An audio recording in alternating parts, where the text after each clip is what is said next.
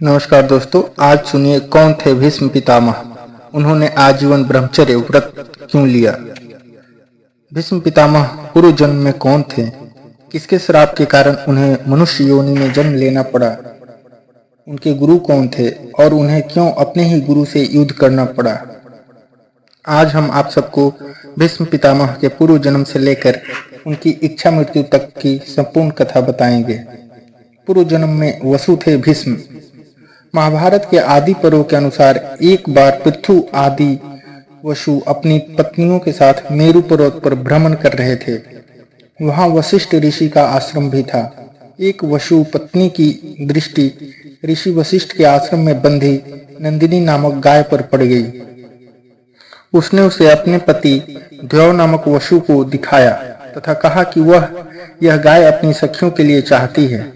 पत्नी की बात मानकर द्यौ ने अपने भाइयों के साथ उस गाय का हरण कर लिया। जब महर्षि वशिष्ठ अपने आश्रम आए तो उन्होंने दिव्य दृष्टि से सारी बात जान ली। वसुओं के इस कार्य से क्रोधित होकर ऋषि ने उन्हें मनुष्य योनि में जन्म लेने का श्राप दे दिया।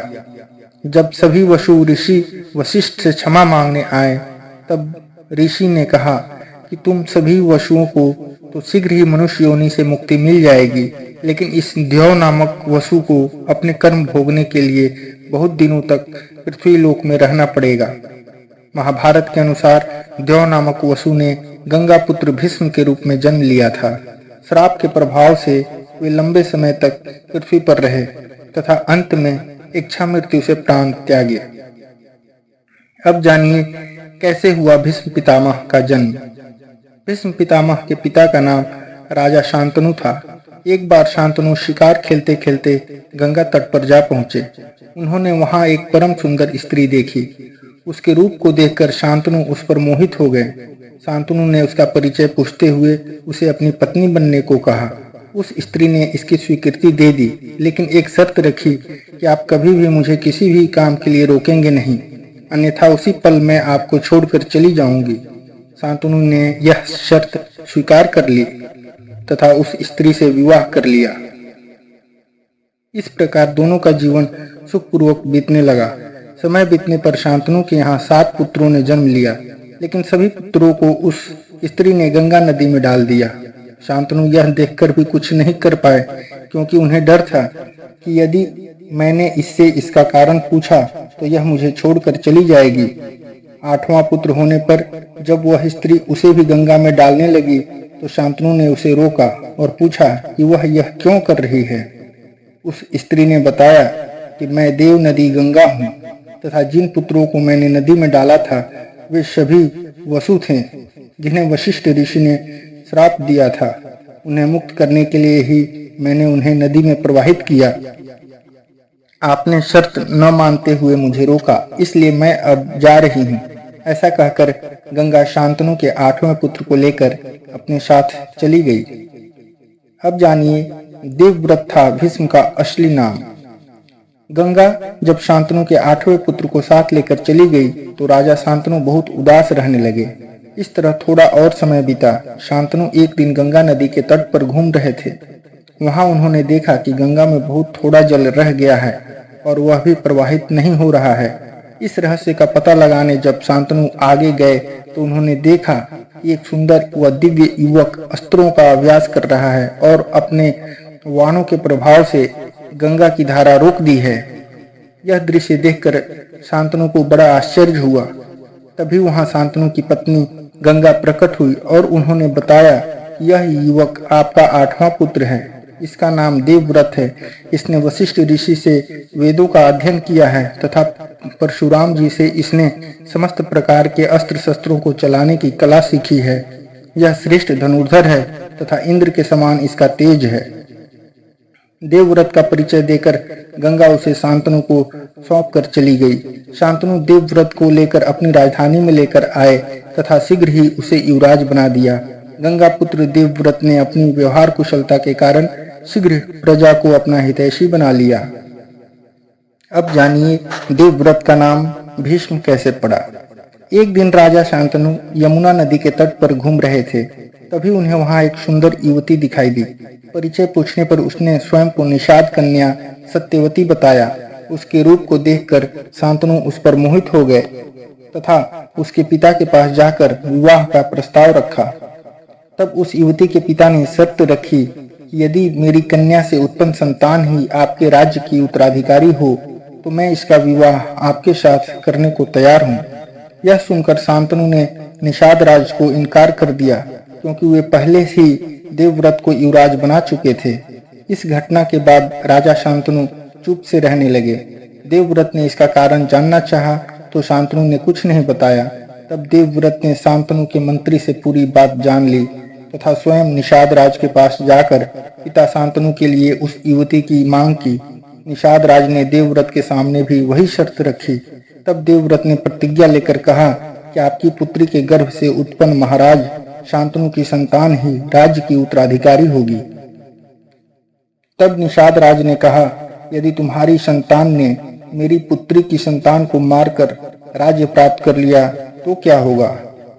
तब देवव्रत ने सबके सामने अखंड ब्रह्मचर्य की प्रतिज्ञा ली तथा सत्यवती को ले जाकर अपने पिता को सौंप दिया।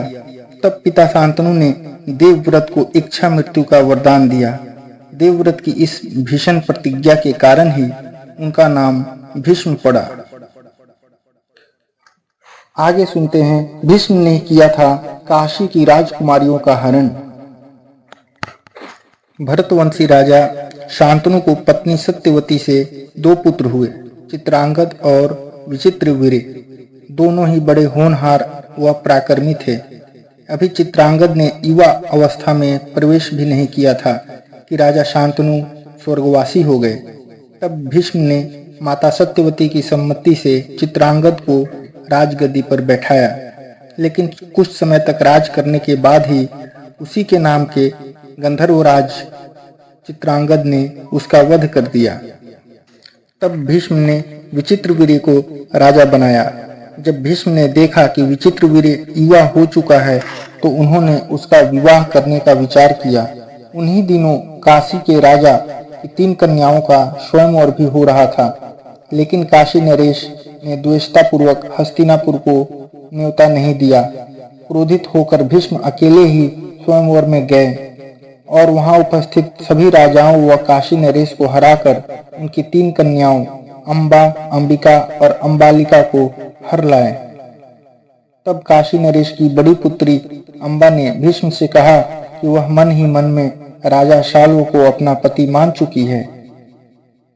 यह बात जानकर भीष्म ने अंबा को उसके इच्छा अनुसार जाने की अनुमति दे दी तथा शेष 2 कन्याओं का विवाह विचित्रवीर्य से कर दिया। भीष्म ने क्यों किया अपने गुरु से युद्ध। महाभारत के अनुसार भीष्म काशी में हो रहे स्वयंवर से काशी राज की पुत्रियों अंबा, अंबिका और अंबालिका को अपने छोटे भाई विचित्रवीर्य के लिए उठा लाए थे। तब अंबा ने भीष्म को बताया कि मन ही मन किसी और का अपना पति मान चुकी है। तब भीष्म ने उन्हें ससम्मान छोड़ दिया, लेकिन हरण कर लिए जाने पर उसने अंबा को अस्वीकार कर दिया। तब अंबा भीष्म के गुरु परशुराम के पास पहुंची और उन्हें अपनी व्यथा सुनाई। अंबा की बात सुनकर भगवान परशुराम ने भीष्म को उससे विवाह करने के लिए कहा, लेकिन ब्रह्मचारी होने के कारण भीष्म ने ऐसा करने से इनकार कर दिया। तब परशुराम और भीष्म में भीषण युद्ध हुआ और अंत में अपने पितरों की बात मानकर भगवान परशुराम ने अपने अस्त्र रख दिए। इस प्रकार इस युद्ध में न किसी की हार हुई न किसी की जीत। अगले जन्म में अंबा ने शिखंडी के रूप में जन्म लिया और भीष्म की मृत्यु का कारण बनी। भीष्म ने दिया था युधिष्ठिर को विजय होने का आशीर्वाद। जिस समय कौरवों और पांडवों में युद्ध शुरू होने वाला था, उसी समय धर्मराज युधिष्ठिर अपने रथ से उतरकर कौरव सेना की ओर चल दिए। कौरव सेना में जाकर युधिष्ठिर ने सबसे पहले भीष्म पितामह से आशीर्वाद लिया और युद्ध करने के लिए उनसे आज्ञा मांगी। तब भीष्म ने कहा कि यदि तुम इस समय मेरे पास न आए होते तो मैं तुम्हारी पराजय के लिए तुम्हें श्राप दे देता, लेकिन अब मैं तुमसे बहुत प्रसन्न हूँ। तुम युद्ध करो, तुम्हारी ही विजय होगी। तब युधिष्ठिर ने भीष्म पितामह से कहा कि आपको तो युद्ध में कोई भी जीत नहीं सकता, तो हम युद्ध कैसे जीत पाएंगे। भीष्म ने कहा, संग्राम भूमि में युद्ध करते समय मुझे जीत सके ऐसी तो मुझे कोई दिखाई नहीं देता। मेरी मृत्यु का भी कोई निश्चित समय नहीं है, इसलिए तुम किसी दूसरे समय आकर मुझसे मिलना। अब जानेंगे भीष्म ने दिलाया था श्री कृष्ण को क्रोध। जब पांडवों कौरवों का युद्ध प्रारंभ हुआ, उस समय कौरवों के सेनापति भीष्म पितामह ही थे। युद्ध के तीसरे दिन भीष्म पितामह ने पांडवों की सेना पर भयंकर बाण वर्षा कर भयभीत कर दिया। यह देखकर श्री कृष्ण ने अर्जुन से कहा कि वह भीष्म पितामह से युद्ध करे। अर्जुन और भीष्म पितामह में भयंकर युद्ध हुआ, लेकिन थोड़ी देर बाद अर्जुन युद्ध में ढीले पड़ गए और पांडवों की सेना में भगदड़ मच गई। यह देखकर श्री कृष्ण को बहुत क्रोध आया और वे रथ से उतर गए। श्री कृष्ण अपने हाथ में सुदर्शन चक्र लेकर बड़ी तेजी से भीष्म की ओर झपटे। श्री कृष्ण के इस रूप को देखकर भीष्म बिल्कुल भी भयभीत नहीं हुए। भगवान श्री कृष्ण को ऐसा करते देख अर्जुन रोकने के लिए उनके पीछे दौड़े। अर्जुन ने श्री कृष्ण को आश्वस्त किया कि अब मैं युद्ध में ढिलाई नहीं करूंगा, आप युद्ध मत कीजिए।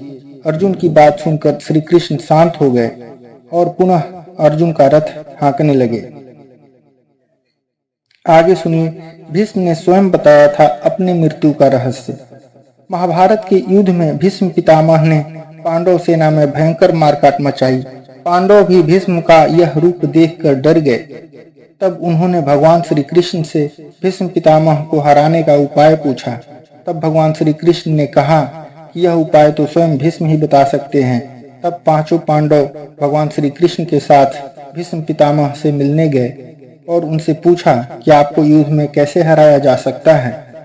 तब भीष्म ने बताया कि तुम्हारी सेना में जो शिखंडी है वह पहले एक स्त्री था, बाद में पुरुष बना। अर्जुन यदि शिखंडी को आगे करके मुझ पर वाणों का प्रहार करे, वह जब मेरे सामने होगा तो मैं वाण नहीं चलाऊंगा। इस मौके का फायदा उठाकर अर्जुन मुझे बाणों से घायल कर दें। इस प्रकार मुझ पर विजय प्राप्त करने के बाद ही तुम यह युद्ध जीत सकते हो। ऐसे हुई भीष्म पितामह की पराजय। महाभारत युद्ध के 10वें दिन भी भीष्म पितामह ने पांडवों की सेना में भयंकर मारकाट मचाई। यह देखकर युधिष्ठिर ने अर्जुन से भीष्म पितामह को रोकने के लिए कहा। अर्जुन शिखंडी को आगे करके भीष्म से युद्ध करने पहुंचे। शिखंडी को देखकर भीष्म ने अर्जुन पर बाण नहीं चलाए और अर्जुन अपने तीखे बाणों से भीष्म पितामह को बिंधने लगे। इस प्रकार बाणों से छलनी होकर भीष्म पितामह सूर्यास्त के समय अपने रथ से गिर गए। उस समय उनका मस्तक पूर्व दिशा की ओर था। उन्होंने देखा कि इस समय सूर्य अभी दक्षिणायन में है, अभी मृत्यु का उचित समय नहीं है, इसलिए उन्होंने उस समय अपने प्राणों का त्याग नहीं किया। अब जानिए युधिष्ठिर को दिया गया धर्म ज्ञान। महाभारत युद्ध की समाप्ति के बाद भगवान श्री कृष्ण ने युधिष्ठिर से कहा कि इस समय पितामह भीष्म वानों की शैया पर हैं। आप उनके पास चलकर उनके चरणों को प्रणाम कीजिए और आपके मन में जितने भी संदेह हो उनके बारे में पूछ लीजिए।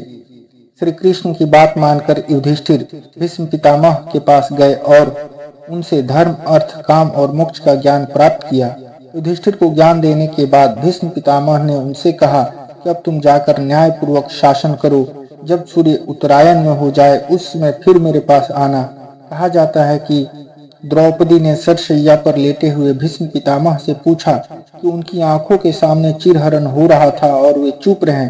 तब भीष्म पितामह ने जवाब दिया कि उस समय मैं कौरवों का नमक खाता था, इस वजह से मुझे मेरी आंखों के सामने एक स्त्री के चिरहरण का कोई फर्क नहीं पड़ा, परंतु अब अर्जुन के बाणों की वर्षा करके मेरा कौरवों के नमक ग्रहण से बना रक्त निकाल दिया है। अतः अब मुझे अपने पापों का ज्ञान हो रहा है, अतः मुझे क्षमा करें द्रौपदी। ऐसे त्यागे थे भीष्म पितामह ने अपने प्राण। जब सूर्यदेव उत्तरायण हो गए तब युधिष्ठिर सहित सभी लोग भीष्म पितामह के पास पहुंचे। उन्हें देखकर भीष्म पितामह ने कहा कि इन तीखे बाणों पर शयन करते हुए मुझे 58 दिन हो गए हैं। उन्होंने श्री कृष्ण को संबोधित करते हुए कहा कि अब मैं प्राणों का त्याग करना चाहता हूँ। ऐसा कहकर भीष्म जी कुछ देर तक चुपचाप रहे। इसके बाद वे मन सहित प्राण वायु को क्रमशः भिन्न भिन्न धारणाओं में स्थापित करने लगे। भीष्म जी का प्राण जिस अंग को त्याग कर ऊपर उठता था, उस अंग के बाण अपने आप निकल जाते और उसका घाव भी भर जाता। भीष्म जी ने अपने देह के सभी द्वारों को बंद करके प्राण को सब ओर से रोक लिया, इसलिए वह उनका मस्तक यानी कि ब्रह्मरंध्र फोड़कर आकाश में चला गया। इस प्रकार महात्मा भीष्म के प्राण आकाश में विलीन हो गए। दोस्तों, इस प्रकार हमने देखा कि भीष्म पितामह का जीवन महाभारत का एक प्रेरणादायक और जटिल अध्याय है, जो त्याग, धर्म और कर्तव्य के प्रति निष्ठा का प्रतीक है। उनका असली नाम देवव्रत था, लेकिन पिता शांतनु के लिए आजीवन ब्रह्मचर्य और राजगद्दी का त्याग करने के कारण उन्हें भीष्म की उपाधि मिली। इच्छा मृत्यु का वरदान प्राप्त करने वाले भीष्म ने अपने जीवन को कुरुवंश की सेवा में समर्पित कर दिया। हालांकि धर्म और कर्तव्य के बीच उनका द्वंद्व हमेशा बना रहा, विशेषकर द्रौपदी के चीरहरण के समय, जब वे कौरवों के प्रति अपनी वफादारी के कारण मौन रहे। महाभारत के युद्ध में वे अद्वितीय योद्धा और रणनीतिकार के रूप में उभरे, लेकिन शिखंडी और अर्जुन के हाथों उनकी हार हुई। उनकी मृत्यु शैया पर उन्होंने युधिष्ठिर को धर्म, राजनीति और जीवन के गूढ़ पाठ सिखाए, जो भीष्म नीति के रूप में प्रसिद्ध हैं। उनका जीवन त्याग, बलिदान और अपने वचनों के प्रति अडिग रहने का उदाहरण है। हालांकि धर्म और कर्तव्य के टकराव ने उनकी मानवीय कमजोरियों को भी उजागर किया। भीष्म पितामह का संघर्ष यह सिखाता है कि सही और गलत का निर्णय अक्सर परिस्थितियों पर निर्भर करता है। उनका जीवन आज भी आदर्श, नेतृत्व, नैतिकता और कर्तव्यनिष्ठता का प्रतीक बना हुआ है। तो दोस्तों, ये थी आज की कहानी। इसी क्रम में लेकर आएंगे और भी रोचक और ज्ञानवर्धक कहानियाँ। कहानी पसंद आए तो लाइक करें, शेयर करें और कहानी सुनिए चैनल को सब्सक्राइब करें। धन्यवाद।